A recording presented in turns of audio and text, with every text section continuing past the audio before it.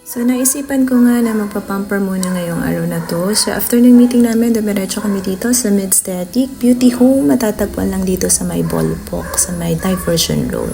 So, dumating na kami dito. Nag-start na kami. Ayan. So, shout out kay Ate Grace na siya gumawa. At siya nag-facial sa akin. Kinuha ko lang guys yung basic facial nila with diamond peel. So, nag-start na si ate. Nilagyan ako diyan ng parang scrub ata yun. Then, ayan. Gining-gining lang. Super sarap sa pakiramdam. Fast forward yan guys. Kaya medyo mabilis. Pero, actually, napakagaan ang kamay ni ate.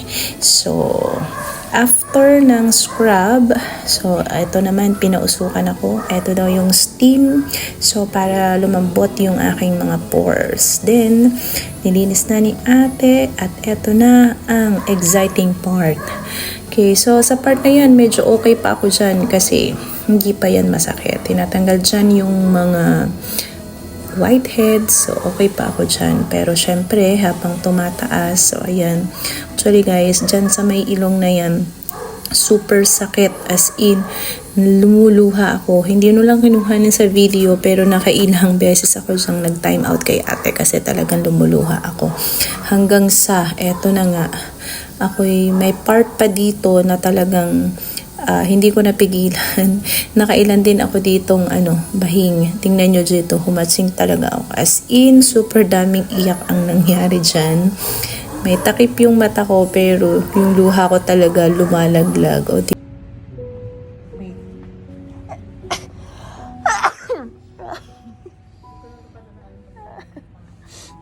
Aray ko.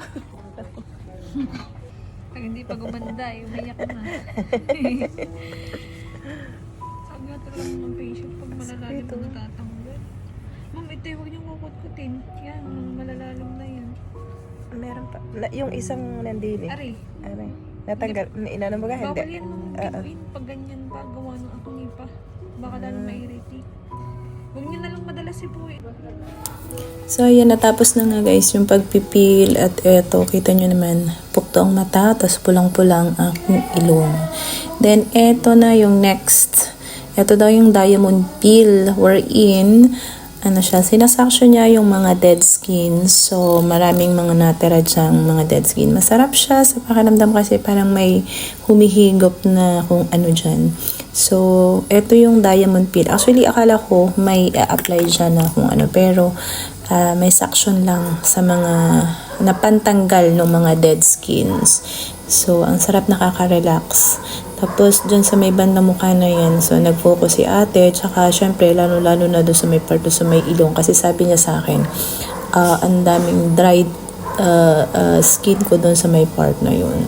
So, kung mapapansin nyo dyan, so, sinasaksyon lang niya. Isa pa lang. Then, on the other side, ganun din yung ginawa niya.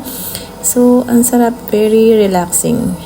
Napakagaan ng kamay niya, nakakatuwa. So, ayan guys, yung sinasabi ko. Sinasabi niya dito na dry yung may dulong ay yung part ng aking ilong. So, pinag-focusan niya talaga.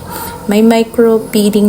Then, ito na yung last na ginawa. I think ito yung pang anti-redness. So, machine din siya na iniikot-ikot lang na medyo mainit-init. Warm lang actually.